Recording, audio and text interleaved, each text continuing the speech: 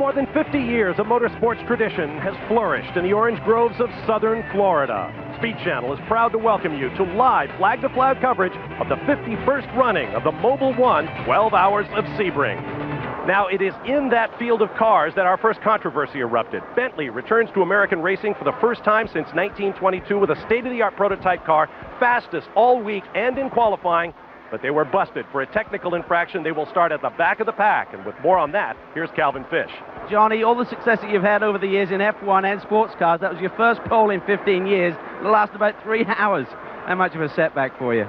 Yeah, it's a big shame. Again, you know, having a pole is always a great thing, and again, for us, for my crew, especially after the accident I had in Spain, it was just something, that was sort of a bit of a give back, but then it was a bit of a take back as well. So it's a bit unfortunate, but the car's still good, which is a good thing, and we're looking forward to Le Mans because the car's going well. So this is then the revised grid for the start of the race, and it is the number 1 Infineon Audi that starts on pole, with the champion Audi close behind. And then look out for James Weaver on the second row now. Further back down the field, then the GTS class, 15th on the grid, with Oliver Gavin, Andy Pilgrim, and of course Kelly Collins looking strong for that. We also have 3 cars starting from the pit lane: Jamie Campbell-Walter in the Lister Storm, Jeff Buckman, Jean-Philippe Bellotte and Patrice Roussel, as well as the main grid. Get the green flag now. Frank Biela moves away. The champion Audi in second place, James Weaver in third, Mika Salo, Hainari Shimoda in the Zytek, Olivia Beretta sixth in the JML Paynos, and then Mark Goosens in seventh place, and the Jim Matthews, Riley and Scott as they take on the first of many, many laps here at Sebring. And they are on lap 1 now. Reminder, the Bentleys at the back of the grid. There they are now. And the other cars move out of pit lane, and already the Bentleys have picked up a couple of positions or so. Going to be interesting to see how they fare. They will have the speed and the agility to carve their way through. Johnny Herbert in the lead Bentley there, with Tom Christensen behind them, and that is an awful lot of traffic to get through. And that's James Weaver, who's in the pits already. He was in third place and has got power steering problems. The team have requested to go behind the wall to fix the steering rack. They reckon that's 4 hours. And this is Mike Hazemans slowing at turn 17. The Pagani Zonda GR in the GTS class that making its debut in the American Le Mans Series this year, and looks to have come to a very early end indeed. GTS class 1 and 2. Darren Turner in the 80. Velox Ferrari ProDrive 550. Maranello leads. Number 4, Oliver Gavin. So the Ferrari has got past the pole sitter. 2 Ferraris here, 80 and 88. And both look to be pretty strong. They were strong last year, and they've certainly arrived strong here. Well, Tom Christensen, number 7, has been in for fuel and some tyres.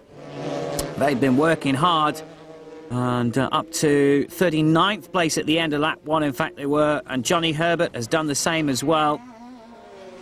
And he worked himself up to 6th place when he came in for that pit stop, and now makes his way out back on to the track once more. The champion Audi leads. It's got past the number 1 car of Frank Biela.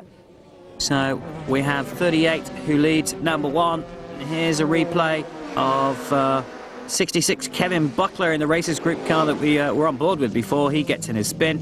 Meanwhile, second in the GT class, Lucas Law in the 23 car, partnered again with Sasha Masson, winners of the GT Championship at the American Le Mans Series last year, and going well so far. Brand new cars, and this is 2 of the prototypes getting together. 15 John Nielsen and 27 Didier Thies. Certainly 27 has come off badly indeed. Got a puncture now, has Didier Thies in the Dallara MG.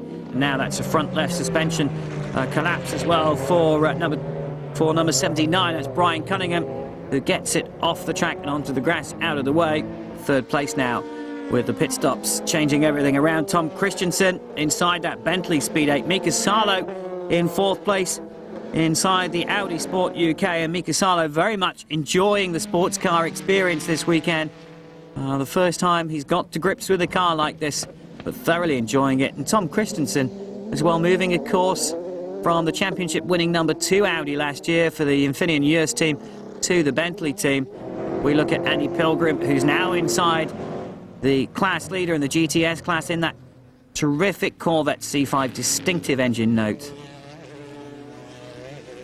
So they're currently leading the class. The Ferraris a little way away from them now with the way the pit stops have altered the track running. Marco Werner inside the Audi takes it out of pit lane. And this number 1 Audi battling with the 38 champion Audi for the lead of this race. And there is the champion Audi. So takes back and continues to lead as the number 1 comes out of the pits. But problems for the 24 Alex Job car. They've got to change the transmission after the oil cooler filter has split. Timo Bernhard is now in that car and is waiting to go as soon as they've got it back in one piece. Actually, as I said, the car was really good, and now the transmission oil cooler, there was a problem with it, and there was a lot of smoke in the car. Now it came in, and now we tried to fix it. Disappointment for the olive green Ferrari as well. Johnny Cicotto has brought that to a standstill. What a shame. They've got a brand new Elan-built engine in that car that they've rebuilt from scratch. Weeks ago, it was still being built, and here's a replay now. Guy Smith, David Brabham getting caught up, or the 52 Secor Motorsport Porsche getting caught up. Philip Cullen inside that, and Guy Smith has sustained damage. He's into the pits, and they're changing the nose on that, which is quite complicated on these cars, and they're going to lose a lot of time as we pick up JJ Leto, who is leading this race. Well, JJ Leto driving in the Cadillac prototypes last year before that project was officially terminated, but is in the champion Audi here at Sebring, and that's 77 at I think turn 17. Justin Keane, he also had contact with number 61 Gregor Fisken in one of the GT Porsches. John Field, number 37, he's leading the 675 class at the moment. Behind him is number 15 John Nielsen, third number 18 Jason Workman, and John Field in the Intersport Lola MG. They had mixed successes last year. They've been working very, very hard indeed on these cars. You're looking at number 9 Johnny Kane in third place in the Audi Sport UK LMP 900 R8 Audi, being passed by number 8 David Brabham, who's taken over that car, and Johnny Kane goes wide and onto the grass. Will successfully get back on the track, and we go on board now with the leader in the GT class. We're on board number 23 Sasha Masson. It's number 31 Craig Stanton that's currently in second place, but the Alex Job Porsches are looking strong this year. We used to have a 22 and a 23 car. We have a 23 and a 24 car this year, and a real good spin for John Field there. And was that a mechanical problem that caused that? Well, there's the panos, so maybe he was just unsighted by the panos. And could it be a puncture as well? That looks like it is in fact the rear right-hand tyre has got a puncture. That's what sent him off. And disappointment as well for the Team Buckingham car, number 56. That has got a lot of damage on that car, and he's heading towards the pit lane. More problems in the pit lane for the Dyson team. This is the number 20 car that's gone on fire, and that was caused by a faulty fuel filler spring. And Rick Sutherland in the number 30 Intersport Lola has stopped out on the circuit as well. Oliver Gavin back inside the number 4 car, leading the GTS class. Ron Fellows currently second in the 3 Corvettes. Peter Cox in the ProDrive Ferrari is third in the GTS class at the moment in time. So the Corvettes are controlling the GTS class at the moment. We'll have to see whether the Ferraris can fight back with an answer at all. So far, very, very good in the race, but you know, there's a heck of a long way to go, and I've won this thing in the last hour, and I've lost it in the last hour, so you'll never hear me talking about the end of the race, but so far, very, very good, so far. Well, Andy Pilgrim, positive, but not wanting to put all his cards on the table so far as darkness starts to descend on the circuit in the middle of this 12-hour race. That is the champion Audi, Emanuele Pirro on board, who leads Frank Bieler, second place in the Infineon Audi. David Brabham, third. Tom Christensen, fourth in the second of the Bentleys. Mika Salo in fifth place. This is number 31, who has in fact got a quite loose rear diffuser. We might see that if we get a shot of the rear of that car, but Sasha Masson passes that now to take the lead in the GT class. And just look at the back of that 31 car now. You can just see the underside and the rear diffuser just slightly loose, just flapping slightly, and that won't help the aerodynamics of that car at all. And if that's deemed to be dangerous in any way, of course, he will be called into the pit, but I would imagine the team will be aware of that and will be taking their own action if they think that that's necessary at all. Number 7, Tom Christensen, in the first of the two Bentleys that are out on the circuits. I think currently holding 4th place at the moment, still an achievement.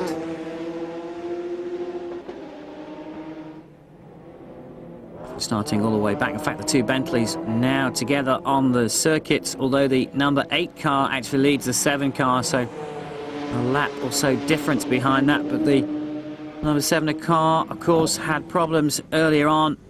JJ Leto in the pit exit now, rejoins the track.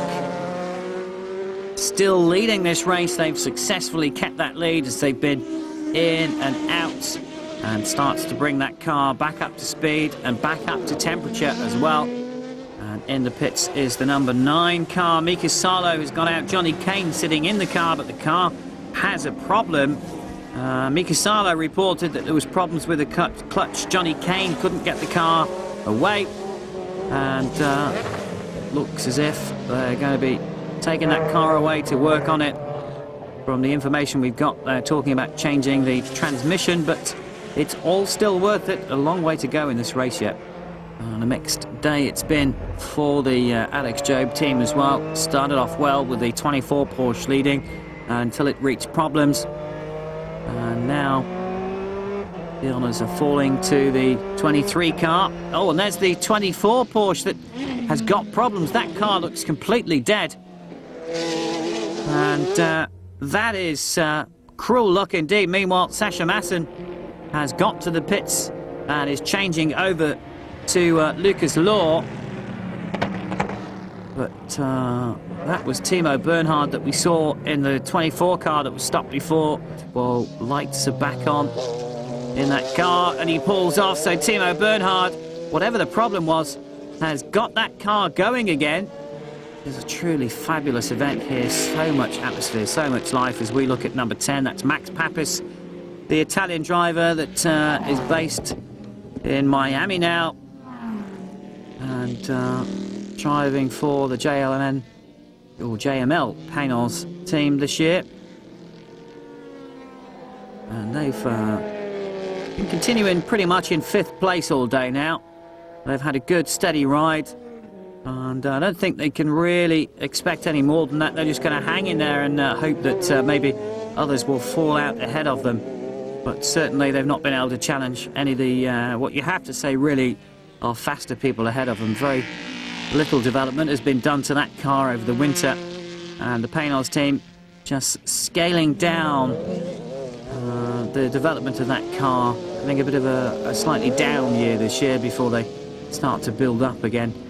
Inside the Corvette now, number 3 car that we still believe is currently in 2nd place in the GTS class, but is still being led by the number 4 car. And the Ferraris have had a few problems today, not gone quite as well as they were hoping, but still competing in this race. And as we've seen, anything can happen at any time, and we've still got quite a few hours to go in this race at this moment in time. So round the final turn, and that looks like he's into the pit lane. So Jamie Davis has got problems, and he's back in the pit lane something like 8 minutes after his previous stop.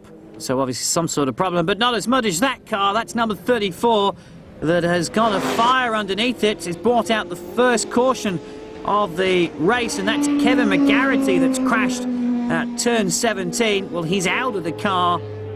He's been taken to the infield medical centre with reported pain in his legs.